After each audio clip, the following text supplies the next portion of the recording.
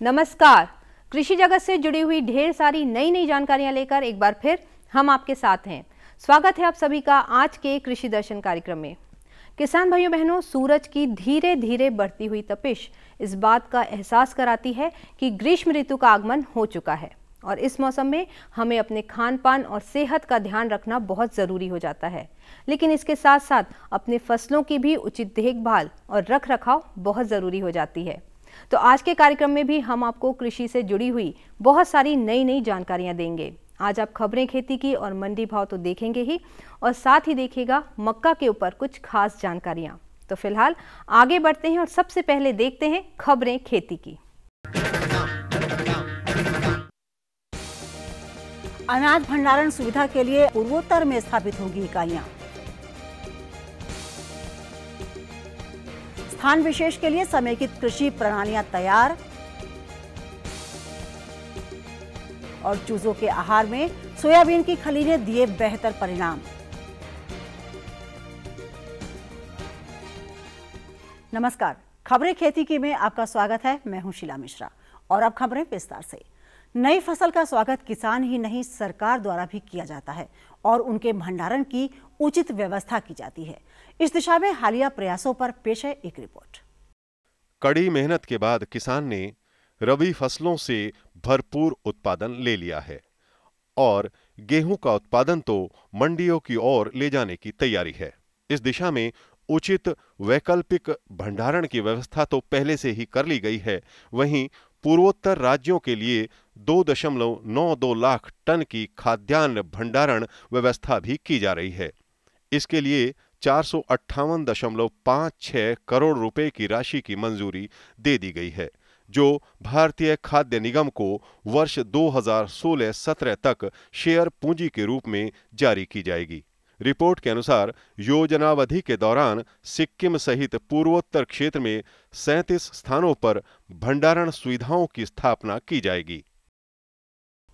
अब किसान किसी एक फसल को न बोकर उसके साथ अन्य फसलें और पशुपालन तक कर एक समय में एक स्थान से अतिरिक्त आय ले पाएगा।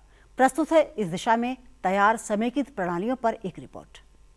भारतीय किसान अब जमीन की उपयोगिता का महत्व बखूबी समझ गया है, तभी तो वो एक स्थान पर न केवल खेती बल्कि पशुपालन भी कर रहा है।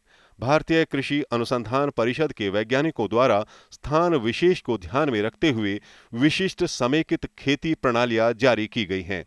विभिन्न राज्यों में किसानों की भागीदारी से 192 छोटे और सीमांत फार्म खेती के लिए तैयार हैं।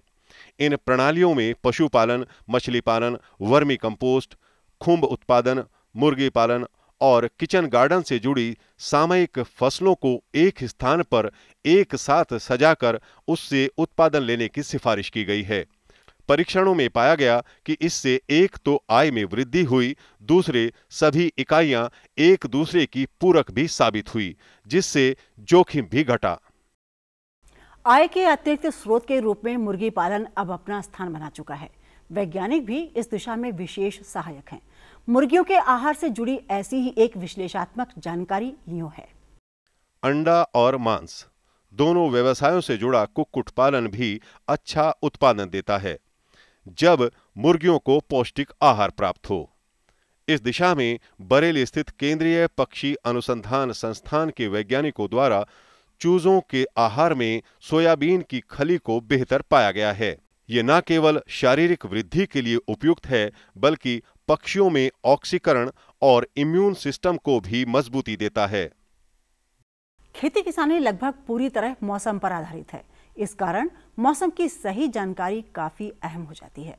मौसम की सही जानकारी होने से किसान अच्छा उत्पादन लेने में कामयाब होगा और इससे आमदनी भी बढ़ेगी। तो आइए अब लेते हैं मौसम की जानकारी। अगले 24 घंटों में ओडिशा, झारखंड और पश्चिम बंगाल में गर्म हवाएं चलने की संभावना है। इसके अलावा अगले 48 घंटों में ओडिशा, झारखंड और पश्चिम बंगाल में ऐसी ही स्थिति बने रहने की संभावना है। ये लो और बताओ। बस। अरे ये क्या भैया जी, बस इतनी सी रासायनिक खाद? किसानी छोड़ रहे हो क्या? किसानी नहीं, नादानी छोड़ रहे हैं। मिट्टी की जांच कराई है। अब तो लालाजी जितनी जरूरत है उतने ही उर्वरक खेत में डालेंगे। हाँ, किसान भाई आज ही अपने जिले की नजदीकी भूमि परीक्षण प्रयोगशाला में मिट्टी की जांच जरूर करवाएं और मिट्टी में पोषक तत्व, नमी व पौधे के विकास को देखते हुए केवल जरूरत के अनुसार ही पोषक तत्व डालें। और हाँ, मिट्टी में गंधक, जस्ता, बोरोन जैसे सूक्ष्म पोषक तत्वों का पता लगाना भी न भूलें। उर्वरक और जैविक खाद के सही उपयोग से भूमि का उपजाऊपन बनाए रखें, उत्पादकता बढ़ाएं, खर्चा घटाएं और बहुमूल्य विदेशी मुद्रा बचाने में भी सहयोग दें। और हाँ, धीमी गति से नाइट्रोजन उपलब्ध कराने वाले उर्वरकों जैसे नीम लेपित यूरिया को प्राथमिकता दें और यूरिया का पत्तों पर छिड़काव करें। अरे वाह, तू तो सचमुच समझदार हो गया रे। अधिक जानकारी के लिए संपर्क करें जिला कृषि अधिकारी या किसान कॉल सेंटर। और अब देश की विभिन्न मंडियों में जिंसों के भावों से रूबरू होते हैं, क्योंकि मंडियों में चल रहे दाम की सही जानकारी ही आपकी मेहनत के सही दाम दिलवाएगी। तो आइए देखते हैं मंडी भाव।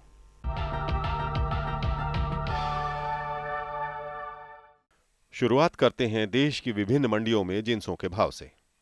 धान वेंकटेश्वर नगर आंध्र प्रदेश की मंडी में न्यूनतम और अधिकतम 1400 रुपये प्रति क्विंटल रहे और कासडोल छत्तीसगढ़ की मंडी में 1310 से 1345 रुपये रहे।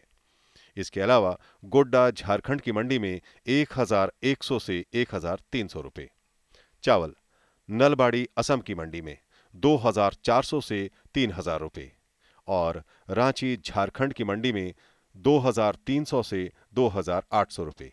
इसके अलावा मंजेरी केरल की मंडी में 2900 से 4000 रुपये प्रति क्विंटल रहे। गेहूं जयपुर राजस्थान की मंडी में 2400 से 2500 रुपये और अलीगढ़ उत्तर प्रदेश की मंडी में 1520 से 1550 रुपये। इसके अलावा रायगंज पश्चिम बंगाल की मंडी में 1350 से 1450 रुपये। सरसों तेल गुवाहाटी असम की मंडी में 8334 से 9000 रुपये और प्रतापगढ़ उत्तर प्रदेश की मंडी में 8475 से 8530 रुपये। इसके अलावा पुरुलिया पश्चिम बंगाल की मंडी में 9466 से 9533 रुपये। अरहर सरायकेला झारखंड की मंडी में 6100 से 6400 रुपये। अलीगढ़ उत्तर प्रदेश की मंडी में 3740 से 3820 रुपये और गुवाहाटी असम की मंडी में 5900 से 6800 रुपये। मसूर दाल गुवाहाटी असम की मंडी में 7000 से 7800 रुपये और गढ़वा झारखंड की मंडी में 5400 से 5800 रुपये। अब एक नजर डालते हैं फल सब्जियों के भाव पर। सेब गुड़गांवा हरियाणा की मंडी में न्यूनतम 9000 से अधिकतम 13000 रुपये प्रति क्विंटल रहे और संतोषगढ़ हिमाचल प्रदेश की मंडी में 11000 रुपये प्रति क्विंटल रहे। इसके अलावा मंजेरी केरल की मंडी में 11000 से 11500 रुपये। अंगूर गढ़वा झारखंड की मंडी में 4000 से 6000 रुपये। अमृतसर पंजाब की मंडी में 1500 से 2500 रुपये और उदयपुर राजस्थान की मंडी में 1500 से 4500 रुपये। लौकी सूरत गुजरात की मंडी में 500 से 900 रुपये और फगवाड़ा पंजाब की मंडी में 400 से 1200 रुपये और इसके अलावा कूच विहार पश्चिम बंगाल की मंडी में 650 से 750 रुपये।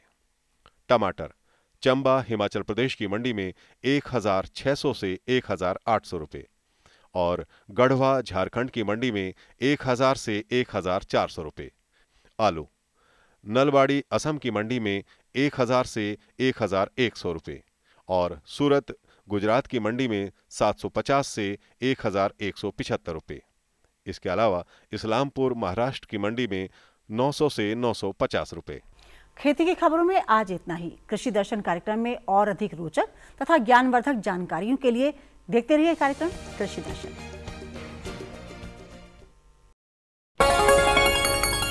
आज तो वसूली करके ही जाऊंगा। घनश्याम, अरे ओ घनश्याम। वो तो स्कूल गए हैं।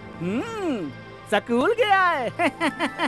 अरे बहाना तो ढंग का बनाती। हाँ लाला, मैं स्कूल ही गया था, फार्म स्कूल, जहाँ किसानों को सिखाई जाती है खेतों में पैदावार बढ़ाने की हर बात, जैसे मिट्टी के हिसाब से सही खाद, बढ़िया बीज और जरूरत के मुताबिक कीटनाशक, ताकि कम लागत में अधिक मुनाफा। ये पकड़ लाला, तेरा हिसाब साफ।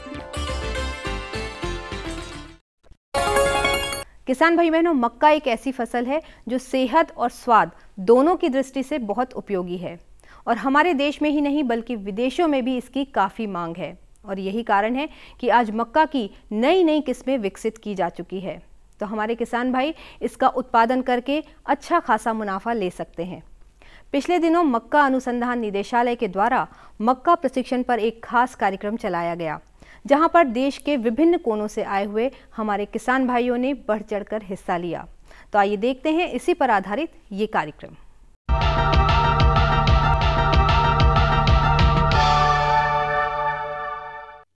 इस वक्त हम भारतीय राजधानी नई दिल्ली के राष्ट्रीय कृषि अनुसंधान संस्थान के मक्का अनुसंधान खेतों के अंदर खड़े हुए हैं और यहाँ पर बहुत सारे किसान भाई हमारे साथ हैं। साथ ही साथ डॉक्टर भूपेंद्र कुमार भी हैं, जिन्होंने कि आज किसान भाइयों को मक्का के बीज अनुसंधान के बारे में महत्वपूर्ण जानकारी दी है। उनसे बातचीत करते हैं किस तरीके से किसानों को उन्होंने सलाह दी है, जानकारी दी है और क्या कुछ लाभ किसानों को इसके ज़रिए मिल सकता है। डॉक्टर साहब, आपका स्वागत है बहुत बहुत दूरदर्शन पर। क्या जानकारी आज आपने उपलब्ध कराई है तमाम किसान भाइयों को, ख़ासतौर पर बीज के संदर्भ में? हमने किसान भाइयों को ये बताया कि खासकर ये जानकारी उनके लिए महत्वपूर्ण है जो कि किसान गांव में पढ़े लिखे हैं लेकिन उनके पास कोई रोज़गार नहीं है। वो अपने खेत में ही संकर बीज उत्पादन जो मक्का का है, आजकल जो नई विधि आई है, उसको अपने खेत में ही तैयार कर सकते हैं। इसके लिए हमने किसान भाइयों को ये बताया है कि जो हम लोग वैज्ञानिक लोग जो खेतों में अपने उनके नर और नारी को तैयार करते हैं, हम वो बना के किसान भाइयों को देते हैं और किसान भाई उसको अपने खेत में किस तरह से लगा सकते हैं वो सब हमने जानकारी किसान भाइयों को दी है। जैसे कि हमने बताया कि नर का एक लाइन लगा के उसके साथ में 3 से 4 लाइन जो है आपकी नारी के लगा के उसको अपने किस अवस्था में किसान भाइयों को खेतों में अपना भ्रमण करना है और किस स्टेज में जाके उनको क्या क्या प्रक्रियाएं करनी है, वो सब जानकारी हमने किसान भाइयों को दी है।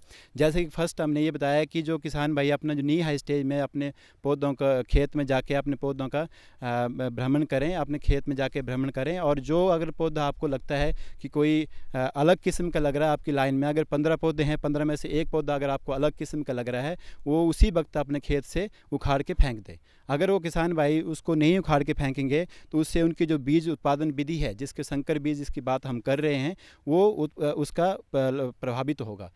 अगर उसको नहीं उखाड़ेंगे तो उनका जो बीज होगा वो संकर बीज नहीं रहेगा और सारा उनका बीज जो खराब हो जाएगा, जिसकी वजह से आगे उनकी जो संकर किस्म जब खेतों में लगाएंगे तो उसकी उपज जो है उसके ऊपर बहुत बड़ा जो इफेक्ट पड़ेगा, जो प्रभावित होगी। तो किसान भाइयों को हमने ये एक जानकारी दी है। दूसरी जानकारी हमने ये दी है कि किसान भाइयों को जब उनका जो टेस्ट, जिसको हम इंग्लिश में बोलते हैं टेसलिंग स्टेज और सिल्किंग स्टेज, और या तो जो आपका राजस्थान जैसे कि किसान भाई जो राजस्थान के हैं उनको वहाँ मंजरी बोलते हैं, जो टेसल को बोलते हैं, वो जब खेत में उस अवस्था में भी जब तक वो पूरी तरह से खुली नहीं हो, उस अवस्था में किसान भाइयों को खेत में बहुत बड़ा ज़रूरी जाना है, ताकि जो खेत में अगर जो आपका जो नारी की जिसकी बात करते हैं हम, जिसकी हमने 3 लाइनें लगाई और एक लाइन जो नर की है, नारी की जो मंजरी को हमने बिना खुले, जब तक वो खुले नहीं उससे पहले ही हमने उसको निगुहार के फेंक देना खेत से, क्योंकि अगर उसको नहीं फेंकेंगे तो आपका जो खेत जो बीज उत्पादन है वो पूरी तरह से प्रभावित होगा, वो आपका संकर बीज नहीं रहेगा। तीसरी बात हमने ये बताया कि जब किसान भाई को अगर खेत में लगता है कि कोई आपको किसी पौधे में अगर बीमारी या कीड़ा लगा हुआ है, वो भी उसी वक्त उसको उखाड़ के फेंक देना चाहिए। वो इसलिए क्योंकि अगर वो खेत में वो रहेगा तो उसमें पौधा और उस पौधे में बीमारी जो कीड़ा जो लगा हुआ है वो पनपता रहेगा और वो उस सीज़न में भी और अगले सीज़न में भी वो पौधों को इफेक्ट करेगा। बहुत सारे किसान भाई भी इस वक्त हमारे साथ मौजूद हैं, देश के अलग अलग ज़िलों से, अलग अलग प्रदेशों से यहाँ पर आए हुए हैं और देखना है कि जो जानकारी डॉक्टर भूपेंद्र कुमार ने इनको दी है मक्का के बीज के बारे में, अनुसंधान जो किया है उसके बारे में जो जानकारी दी गई है, किस तरीके से लाभ हासिल करने की प्रक्रिया में आगे बढ़ेंगे और किस तरह से इस जानकारी का लाभ अपने खेतों के अंदर करेंगे। एक वरिष्ठ किसान हमारे साथ हैं, अपना नाम बताएं। और कालू राम। किस ज़िले से आए हुए हैं? चित्तौड़गढ़ ज़िले से, राजस्थान से। ये जो जानकारी आज आपको यहाँ पर हासिल हुई है, किस तरह से इसका आप प्रयोग करेंगे, इस्तेमाल करेंगे? ये हम हाइब्रिड बीज सिंगल क्रॉस में अपने घर पे उगाना चाहते हैं, हाइब्रिड लेना चाहते हैं, तो एक लाइन नर की 3 मादा की लगा के करेंगे। उसके घुटनों तक आने तक जो भी बड़ा पौधा होगा, अलग सही से दिखने वाला होगा, उसको हम मजरी या उस पौधे को निकाल के पशुओं को डाल देंगे जी। और 3-4 बार 4 पत्ती से 8 पत्ती तक, 8 पत्ती से 10 पत्ती तक 4 बार उसकी देख रेख करते रहेंगे। कोई बीमारीग्रस्त पौधा होगा तो उसको भी उखाड़ देंगे। हमारे घर पे ही खेती की, लेकिन हमने बियाण कभी नहीं बनाया।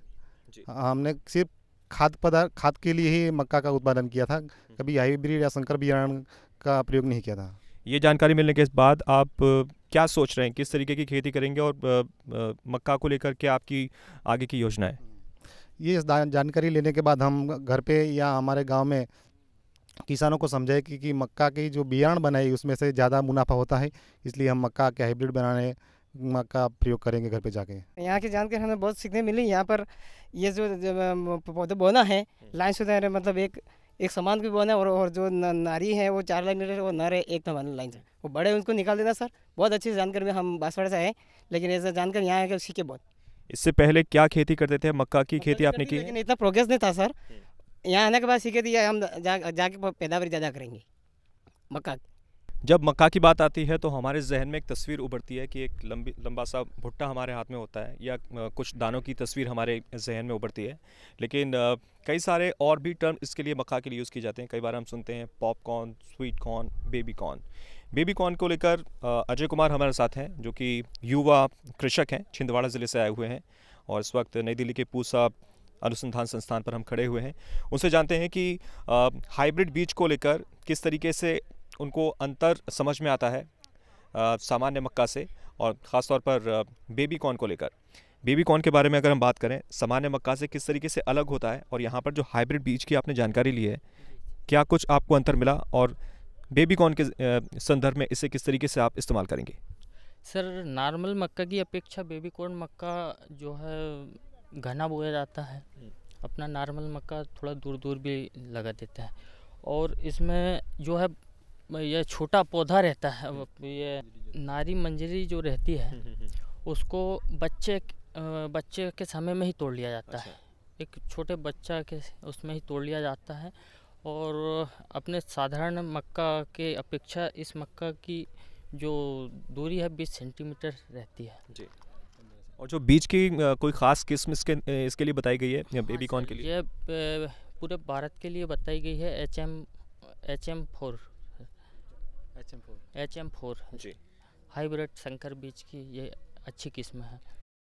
हमारे साथ प्रधान वैज्ञानिक हैं राष्ट्रीय कृषि अनुसंधान संस्थान पूसा नई दिल्ली के, और ये मक्का के बारे में बता रहे हैं कि जो कई सारे कीट हमें इस खेतों के अंदर दिखते हैं वो सभी नकारात्मक नहीं होते, बल्कि कुछ मित्र कीट भी होते हैं जो न सिर्फ पौधों को फ़ायदा पहुंचाते हैं, बल्कि जो हानिकारक कीट होते हैं उनको मारने का काम भी करते हैं।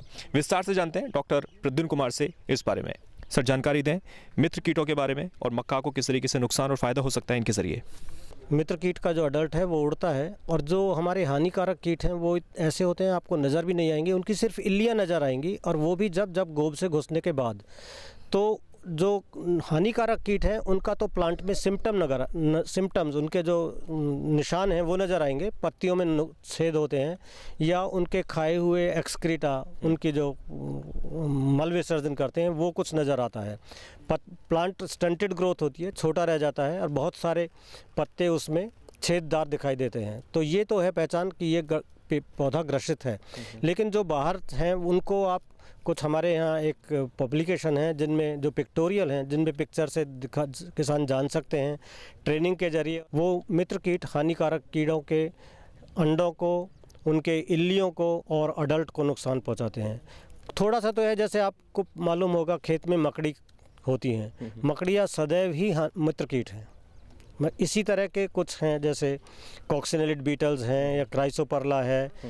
परागण के लिए कोई माध्यम चाहिए, सबसे महत्वपूर्ण माध्यम कीड़ा है। हालांकि हवा, पानी, कुछ बर्ड्स और इस तरह से भी परागण हो जाता है, लेकिन जो इसका सबसे सशक्त है वो है कीट। और इसीलिए मधुमक्खी, क्योंकि मधुमक्खी को पौधा अट्रैक्ट करता है, पौधा अट्रैक्ट करता है मधुमक्खी का, और मधुमक्खी पौधे को बदले में परागण देती है। तो इसी तरीके से मक्का की खेती में एक सबसे अच्छी बात यह है कि इसमें पोलन ग्रेन बहुत ज़्यादा होते हैं, तो यहाँ परागण की कोई समस्या नहीं है। लेकिन ये जो पोलन ग्रेन्स हैं, जो परागण हैं, ये जो पोलन ग्रेन्स हैं ये बहुत ही अच्छा फूड बनाते हैं हमारे मित्र कीटों के लिए। तो ये मक्का का एक तो पोलन का ज़्यादा होना, और दूसरे मक्का पौधे की ऐसी रचना है जो इसमें गोब है, वो हमारे मित्र कीटों को संरक्षण प्रदान करता है। जब मौसम में बहुत ज़्यादा गर्मी होती है वहाँ उसको एक तरह से एयर कंडीशनड एनवायरनमेंट प्रोवाइड करता है। आप मक्का के खेत को कभी अगर दोपहर में पौधे को देखें तो उसके गोब में आप निश्चित रूप से 1 या 2 मकड़ी या दूसरे प्रीडेटर्स, कॉक्सिनेलिड्स, क्राइसोपर्ला, पीडरस, बहुत सारे से मित्र कीट हैं, या सिरफिड फ्लाई, वो आपको उसमें मिलेंगे। तो ये इस तरह से संरक्षण प्रदान करता है। डॉक्टर ओम प्रकाश यादव हमारे साथ हैं, परियोजना निदेशक हैं आप, मक्का अनुसंधान निदेशालय, पूसा परिसर, नई दिल्ली में। उनसे बातचीत करते हैं DMR को लेकर। सर, आज पूरे कैंपस में हमने भ्रमण किया, कई सारे आपके वैज्ञानिकों से बातचीत की, बहुत सारे किसानों से हमने बातचीत की। एक परियोजना हमारे सामने निकल कर आई, DMR। क्या है DMR, किस तरीके से किसानों के हित के लिए काम कर रही है, क्या इसका उद्देश्य है और क्या इससे आपको उम्मीदें हैं, संक्षेप में जानना चाहेंगे दूरदर्शन के लिए।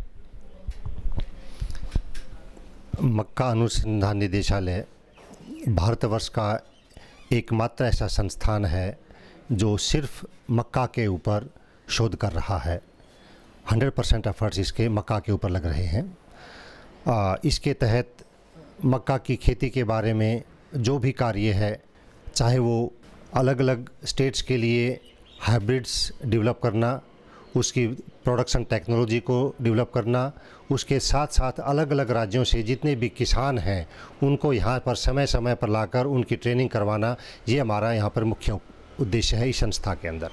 सर, भारतीय अर्थव्यवस्था कृषि आधारित अर्थव्यवस्था है। मक्का किस तरीके से महत्वपूर्ण है भारतवर्ष की अर्थव्यवस्था के मद्देनज़र और साथ ही साथ किसानों के लिए? देखिए, आने वाले समय में जो मक्का की इम्पोर्टेंस है वो बहुत ऊपर जाने वाली है। उसके ट्रेंड्स पिछले 10 साल से क्लियर कट उभर कर नज़र आ रहे हैं। अगर हम प्रोडक्शन की बात करें तो पिछले 10 साल में हमारा लगभग 5.4% प्रोडक्शन हमारे देश का बढ़ा है, और इसका मुख्य कारण ये है कि मक्का की जो डिमांड है हमारे देश में, वो डिमांड बहुत ज़बरदस्त रूप से ऊपर बढ़ रही है। और डिमांड बढ़ने का मुख्य कारण ये है कि जो पोल्ट्री जो फीड है उसकी रिक्वायरमेंट जो है वो इतनी लगभग 5-6% के रूप में पर ईयर बढ़ रही है, जिसकी वजह से पोल्ट्री फीड के रिक्वायरमेंट की ज़्यादातर जो खपत है वो मक्का के अनाज से ही हो रही है, नंबर 1। नंबर 2, मक्का का एरिया भी आगे बढ़ने की संभावना है, क्योंकि कुछ इलाकों में जहाँ पर पानी की कमी हो रही है और जहाँ पर चावल की खेती करना बड़ा मुश्किल हो पा रहा है, उस कम पानी की अवस्था में, उस स्थिति के अंदर अगर हम मक्का की फसल लेते हैं तो उतने ही पानी के अंदर जहाँ चावल की फसल में बहुत कम पैदावार होती है, उतने ही पानी में मक्का की फसल की बहुत ज़्यादा पैदावार हो जाती है, जिसकी वजह से जो वाटर प्रोडक्टिविटी है वो मक्का के रूप में बहुत आने वाले समय के अंदर बहुत ही ज़बरदस्त रूप में सामने आएगी। मैं एक बात और आपके सामने बताना चाहूँगा कि पिछले 4-5 साल में जो प्रोडक्शन हमारे भारतीय किसानों ने किया है उसका लगभग 15 से 20% प्रोडक्शन हम जो ईस्टर्न एशियन कंट्रीज़ हैं वहाँ पर इसका एक्सपोर्ट कर रहे हैं। अगर हम पैसे की बात करें तो लगभग हर साल 800 से 1000 करोड़ रुपए का मक्का भारत देश से दूसरे देशों में जा रहा है, और ये नतीजा इस बात का है कि इस संस्थान ने इससे रिलेटेड जितने भी 29 सेंटर हैं वहाँ पर जो प्रोडक्शन टेक्नोलॉजी हमने दी है, हाइब्रिड्स हमने दिए हैं, उनका भारतीय किसान ने अच्छा अडोप्ट किया है। अपनी मेहनत के बल पे उन्होंने बहुत ही ज़्यादा प्रोडक्शन और प्रोडक्टिविटी को बढ़ाया है, जिसकी वजह से भारतीय किसान ने एक भारत जो अपने देश को जो एक नेट इंपोर्टर था ग्रेन का, आज एक नेट एक्सपोर्टर के रूप में सामने आ रहा है। मक्का अनुसंधान एक प्रगति के पथ पर सवार है और सकारात्मक परिणाम लाने के लिए देश में अपने कार्य कर रहा है। इस पूरी जानकारी के लिए बहुत बहुत धन्यवाद डॉक्टर ओम प्रकाश, परियोजना निदेशक, बहुत बहुत धन्यवाद।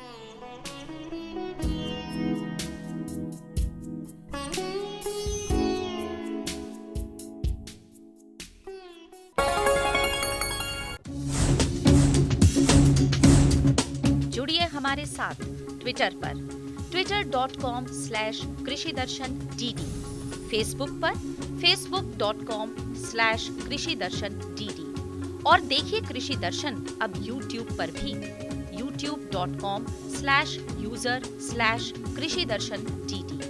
भेजें हमें मेल कृषिदर्शन-dd@gmail.com पर।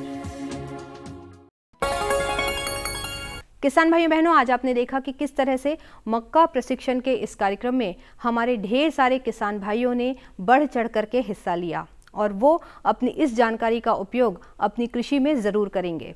हमें उम्मीद है कि आप भी इन जानकारियों का लाभ ज़रूर उठाएंगे।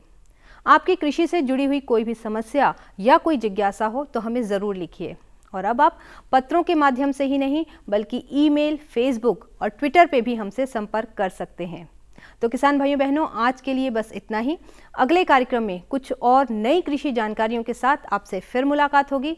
तब तक के लिए हमें अनुमति दीजिए। आपका आज का दिन शुभ हो, मंगलमय हो। इसी के साथ नमस्कार।